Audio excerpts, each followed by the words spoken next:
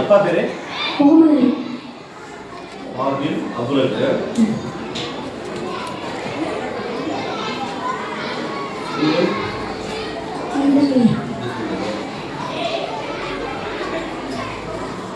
இந்த ஸ்கூலா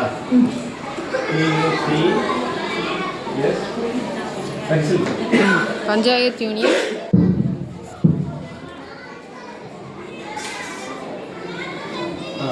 போங்க ஸ்ட்ரைட்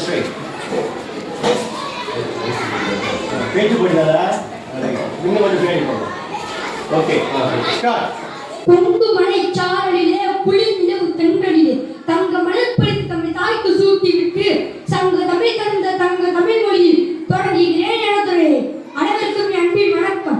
பசுமை நம் பூமிக்கு உயிர் பாரம்பரியம் நம் வாழ்விற்கு இரண்டும் இணைந்து வாழ தலைமுறைகள் சிறக்கும் பா. நான் எடுத்துக்கொண்ட தலைப்பு பசுமையும் பாரம்பரியமும். இந்த தலைப்பு என் மனதிற்கு மிகவும் நெருக்கமானது. ஏனென்றால் இது இரண்டும் வாழ்வியலின் கண்கள் போன்றவை. ஒன்று இயற்கையின் அழகு, மற்றொன்று கலாச்சாரத்தின். பசுமை என்பது வெறும் மரங்களும் செடிகளும் மட்டுமல்ல, அது தூய்மையான காற்று, சுத்தமான நீர், வளமான மற்றும் எண்ணற்ற உயிர்களின் வாழ்விடம். பசுமையான சூழல் மனதிற்கு அமையும், உடலுக்கு ஆரோக்கியம் தருகிறது.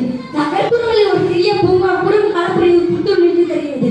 இன்று உலகில் நாம் சந்திக்கும் புவி வெப்பமாதல், காலை மற்றும் போன்ற சுற்றுச்சூழல் சவாலுக்கு பசுமை வளர்ப்பது ஒரு முக்கிய தீர்வாகும். மரமடிதல், காடுகளை பாதுகாத்தல், நீர்நிலை பேணுதல் ஆகியவை மிக மிக அவசியம். எதிர்கால சந்ததியினருக்கு ஒரு ஆரோக்கியமான உலகை விட்டு செல்வது நம் ஒவ்வொருவரின் கடமையாகும். பாரம்பரியம் என்பது நம் முன்னோர்கள் வாழ்ந்த வாழ்க்கையின் கண்ணாடி. அது கலை, இலக்கியம், சடங்குகள், பழக்க வழக்கங்கள் என பல வடிவங்களில் பரவுகின்றன.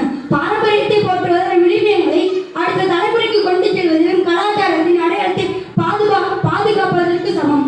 உதாரணமாக நம் கிராமப்புறங்களில் உள்ள கட்டிடக்கலை, கைவினைப் பொருட்கள், உணவு முறைகள், பாரம்பரிய வேளாண் உத்திகள் இவை அனைத்தும் நம் பாரம்பரியத்தின் எடுத்துக்காட்டுகள் ஆகும். பாரம்பரியமான